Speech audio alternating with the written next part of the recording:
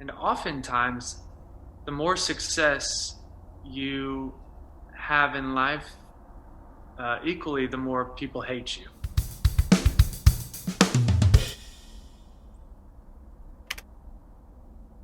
What do you miss most about Bangkok? It's been a long time for you, right? Probably the food. I love the food over there. So delicious. Yeah. Can you mention what kind of food you like in? I know it's like, I don't know if this is, I love tom kha soup. I love tom kha soup. And then obviously like the chicken saute with the peanut sauce is classic. Yeah. Sure. So you just released Mama's Boy album like last year, in the middle of last year, and now you're about to release a new album. Wow, it seems like you have never stopped making music, do you? How do you do it so fast?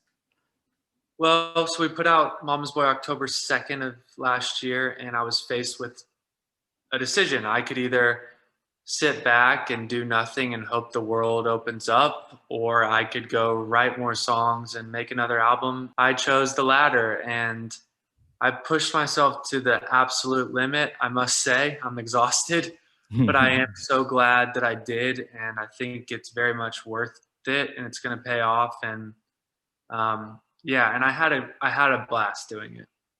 Great. And the pandemic, this situation keep us apart like for a long time, like almost 2 years now. Is it good or bad for making music during this time?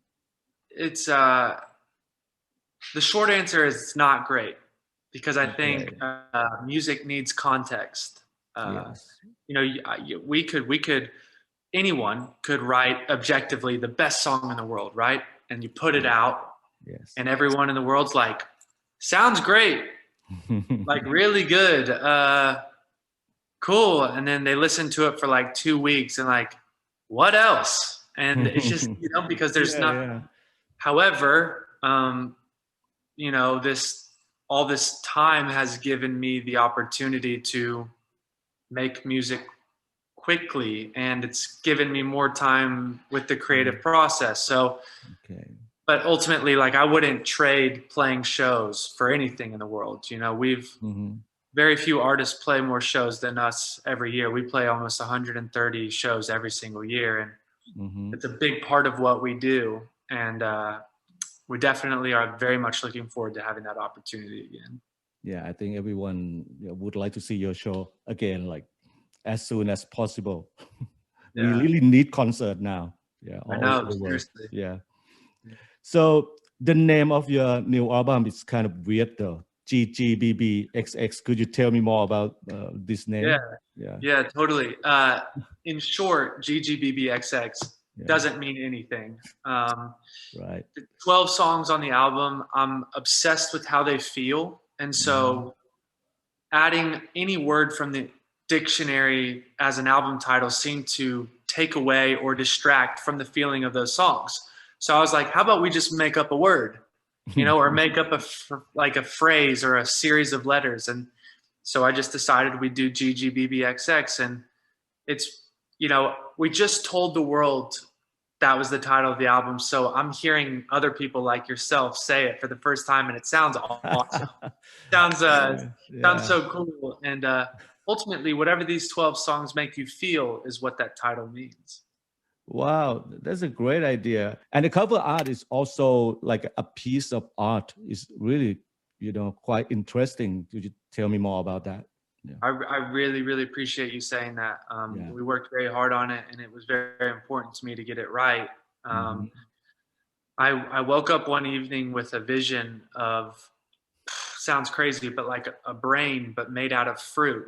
And I saw like, but the brain was, I could see the head, but I could see the brain through the head. And I just immediately started sketching and drawing and trying to make sense of it all. And through a few versions, we finally landed on what you have now seen as the cover art. And we probably finished it around 4 or 5 months ago. And I have to say I've looked at it every single day and I'm still not over it. And I still find little details. If you zoom in on it, you find these details and these textures woven in and out of it that I'm very proud of it. So being a famous artist leads to having the spotlight shine on you, right?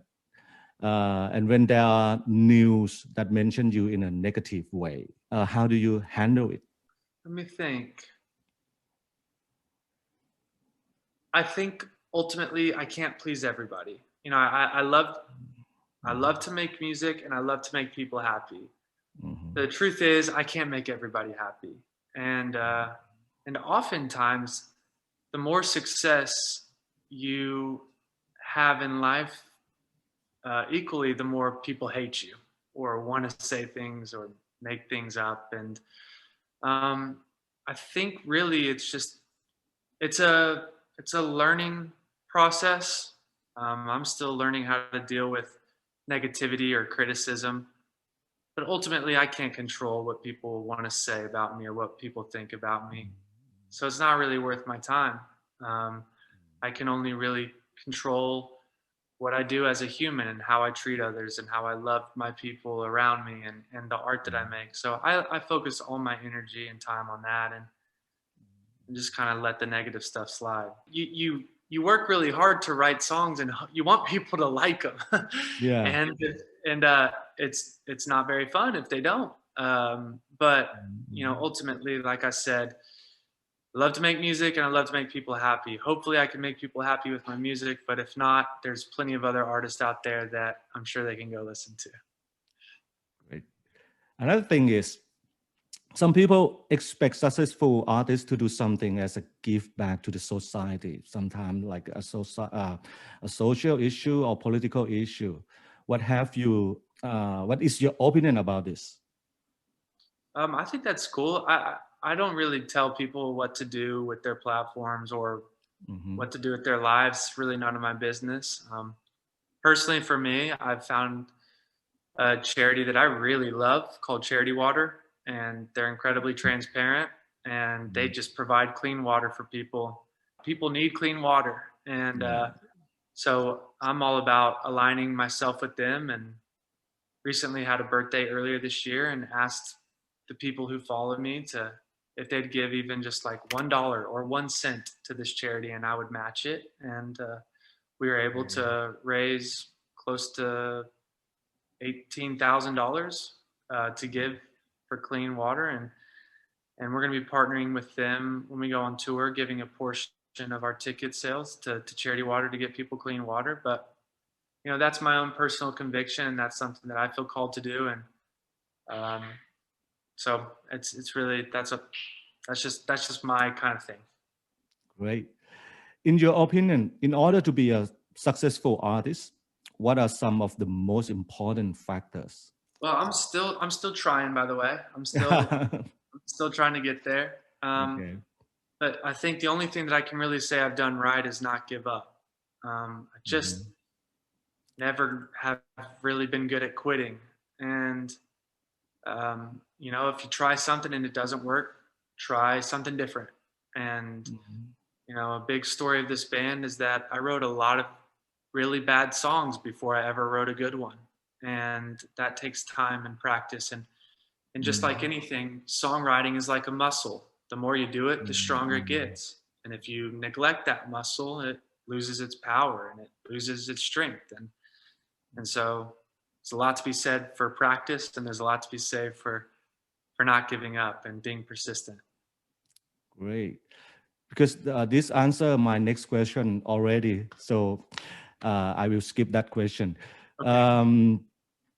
The pandemic keep many artists from doing their job, and in Thailand, many of them like give up already.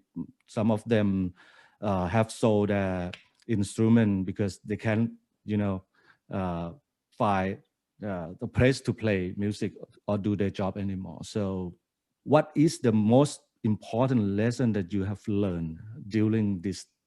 I've learned that things can change overnight, that nothing lasts forever, and to really not take things for granted and really value what you have while you've got it. I feel very fortunate and lucky that I was able to still make music and get music to our fans without being able to tour and still be able to like pay my rent and put food in my mouth. So much changed in the last couple of years and so much was out of our control, and so I've learned to really value and appreciate what I have for the time that I have it. Not that I wasn't doing that before, but now more than ever. And really, I'm very, very thankful and very grateful and feel very fortunate to be in this band and to still be doing music. And the fact that even one person cares, it's so hard to get people to care about anything these days. And the fact that one person cares about my band is awesome. So while we have whatever we have, I'm going to make the absolute most of it. Promise to all of our fans, anyone who listens to the band, that I will constantly be doing my best to give you the best music we can possibly make and play as many shows and get out there and really make the most of this opportunity that I've been given. And hope that we can see your show in Thailand or in Bangkok soon. Thank you. Me too.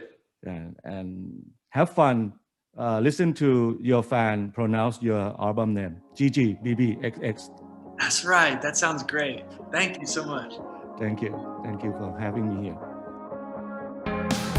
I think I'm falling in love with this new girl. She's got a nice place west of the 405. I miss getting drunk with you from a paper bag. ขอบคุณคุณผู้ชมทุกท่านสำหรับการติดตามรายการป่าเต็ดทอล์กนะครับและถ้าชอบเนื้อหารายการของเราคุณสามารถกดไลค์ใน Facebook นะครับกด See First เพื่อที่จะได้มั่นใจว่าจะได้เห็นตอนใหม่ก่อนใครนะครับ Subscribe ใน YouTube Channel ของเรากดกระดิ่งเพื่อที่จะได้เตือนเมื่อมีตอนใหม่ๆตอนพิเศษออกมานะครับแต่ถ้าชอบเสื้อป่าเต็ดทอล์กสามารถสั่งซื้อได้ใน Facebook Fanpage หรือถ้าชอบตอนเก่าๆที่อาจจะพลาดไปนะครับไม่ได้ชมได้ยินเพื่อนเล่าให้ฟังว่าโอ้โหตอนนี้สนุกมากคลิกเข้าไปดูได้หรือตอนนี้ที่สนุกเช่นกันก็ดูได้อีกเหมือนกันขอบคุณสำหรับการติดตามและเจอกันใหม่ในตอนต่อไปครับ